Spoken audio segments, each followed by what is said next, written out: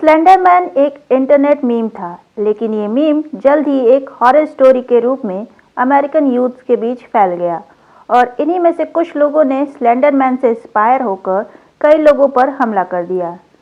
लेकिन आखिर इंटरनेट पर जन्मा एक काल्पनिक कैरेक्टर इतना खून खराबा कैसे फैला सकता है?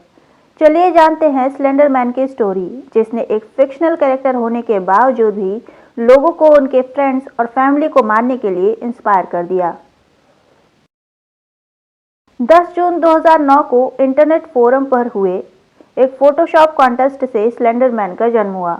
एक कॉमेडी वेबसाइट समथिंग ऑफुल पर एक चैलेंज डाला गया, जिसमें लोगों को कोई भी रेगुलर फोटो को कोई घोस्ट या फिर मॉन्स्टर डालकर डरावना बनाना था। एरिक नुडसन, जिसका यूजर नेम विक्टर सर्च था, ने स्लेंडरमैन नाम का एक कैरेक्टर बनाया, जो कि एक घोस्टली फिगर था जिसका कोई चेहरा नहीं था, लेकिन ये इतना क्रीपी था कि जल्द ही वायरल हो गया। 2011 में एक इंटरव्यू में नुडसन ने बताया कि मैंने कुछ फोटोज देखी और कुछ ऐसा बनाने को सोचा जिससे मुझे भी डर लगे। एचपी लवक्राफ्ट के सरेल इमेजिनिंग से इंस्पायर होकर नुडसन ने बच्चों के पार्क में खेलती हुई एक ब्लैक एंड व्हाइट फोटोग्राफ उठाई और उसके बैकग्राउंड में एक लंबा पतला डरावना फिगर इंसर्ट कर दिया और कुछ पिक्चर्स में उसने फिगर के पीछे ऑक्टोपस के जैसे मूछे यानी कि टेंटेकल्स भी ऐड किए। नुडसन को ये अंदाज़ा भी नहीं था कि उसके इस इमेजिनिंग कैरेक्टर से लोग इंस्पायर होकर मर्डर करने लग जाएंगे। 20 जून 2009 को ठीक नुडसन के पोस्ट के 10 दिन बाद एक यूट्यूब चैनल मार्वल हॉर्नेट्स ने Blair Witch project show premiere किया, जिसमें एक वीडियो दिखाया गया। उस वीडियो में एक स्टूडेंट का अजीब सा दिखने वाला एक आदमी पीछा कर रहा है, जिसे उन्होंने द ऑपरेटर नाम दिया, जो कि हूबहू स्लेंडरमैन के जैसा दिख रहा था।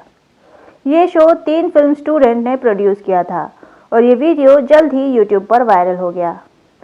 जोसेफ, टिम और ट्रॉय, इन 3 स्टूडेंट्स ने लगभग 90 एपिसोड की सीरीज शॉट की बिना किसी बजट के और ये शो 5 साल तक बखूबी चला और जल्द ही स्लेंडरमैन से इंस्पायर वीडियोस, वीडियो गेम्स भी लॉन्च हो गए और लोग इसे एंजॉय भी करने लगे। इन सब में स्लेंडरमैन हमेशा एक फेसलेस फिगर था, जो कि यूज़र के लिए और भी इंटरेस्टिंग होता था। वो अपने हिसाब से उसके चेहरे को इमेजिन करते थे। फिर कई लोग ये कहानी बनाने लग गए कि स्लेंडरमैन बच्चों को बहला फुसला कर जंगल में बुलाता है और फिर उन्हें मार देता है और धीरे धीरे ये कहानियाँ सच होने लगी। 30 मई 2014 को 12 साल की 3 लड़कियों ने वावकुशा में पार्टी रखी और अगली सुबह उनमें से एक लड़की को अधमरी हालत में जंगल में पाया गया, जिसे किचन नाइफ से 19 बार मारा गया था और उसकी इस हालत की जिम्मेदार कोई और नहीं बल्कि वो 2 सहेलियां थीं जिसके साथ वो पार्टी कर रही थी।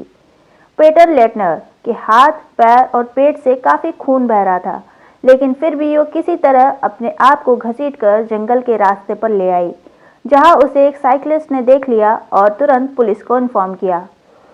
31 मई 2014 को पुलिस ने मॉर्गन गीसर और एनिसा वियर, जिन्होंने पेटन को मारने की कोशिश की थी, को गिरफ्तार किया। गीसर और वियर ने पुलिस के सामने ये कन्फेस किया कि वो पेटन को मारने की कोशिश पिछले 1 महीने से कर रही थी, क्योंकि वो स्लेंडरमैन को इम्प्रेस करना चाहती थी। गीसर ने बताया कि वो और पेटन 4th ग्रेड से बेस्ट फ्रेंड्स थे और पार्टी वाले दिन गीसर का बर्थडे था। दिसंबर 2013 से वो और वियर स्लेंडरमैन के जंगल वाले मैंशन में जाना चाहते थे और वहां जाने का उनका टिकट था पेटन, और उन्होंने प्लान किया कि पेटन को जंगल में मारने के बाद वो स्लेंडरमैन के मैंशन में जा सकेंगे। वियर ने बताया कि मैं ये करने के लिए काफ़ी एक्साइटेड थी, क्योंकि मुझे ये प्रूव करना था कि स्लेंडरमैन रियल है। मैं और गीसर शेरनी की तरह पेटन का पीछा कर रहे थे। मैं उसे पकड़ने वाली थी और गीसर उसे मारने वाली थी। ट्रायल के दौरान डॉक्टर्स ने बताया कि गीसर को सिजोफ्रेनिया है, इसलिए 2017 में ज्यूरी ने उस पर से अटेम्प्ट टू मर्डर के चार्जेस हटा दिए, क्योंकि वो मेंटली इल थी और साथ ही वियर को भी डेल्यूजनल डिसऑर्डर था। गीसर के सिजोफ्रेनिया होने की वजह से उसे स्लेंडरमैन सच लगने लग गया और वियर के डिसऑर्डर की वजह से वो भी गीसर के साथ उसके प्लान में शामिल हो गई।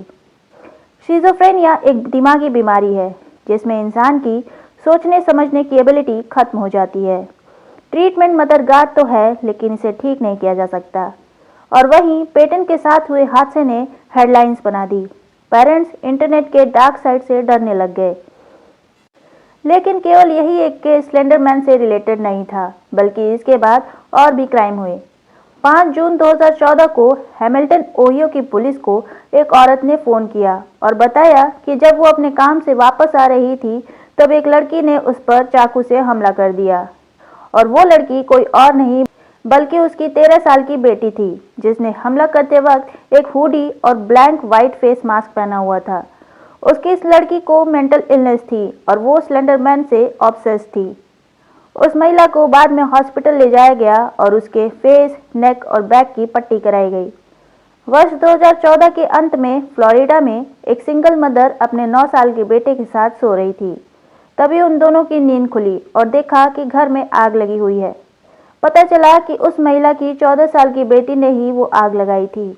बाद में उस लड़की ने बताया कि वो केवल स्लेंडरमैन को इम्प्रेस करना चाहती थी। ज्यादातर स्लेंडरमैन फैंस बस इस मीम को एंजॉय करना चाहते थे, लेकिन इन इंसिडेंट्स के बाद लोगों ने इंटरनेट के साइड इफेक्ट के बारे में सोचना शुरू किया। वाकुशा पुलिस चीफ रसल जैक ने कहा कि पेरेंट्स को ये ध्यान देना चाहिए कि आखिर उनका बच्चा देख क्या रहा है।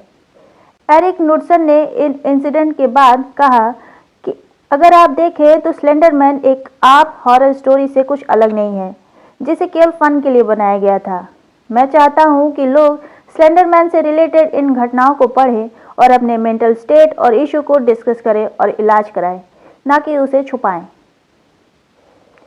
तो आज के इस वीडियो में इतना ही। अगर वीडियो पसंद आया हो तो वीडियो को लाइक शेयर करें और चैनल को सब्सक्राइब करना ना भूलें। मिलते हैं अगले वीडियो में, तब तक के लिए बाय।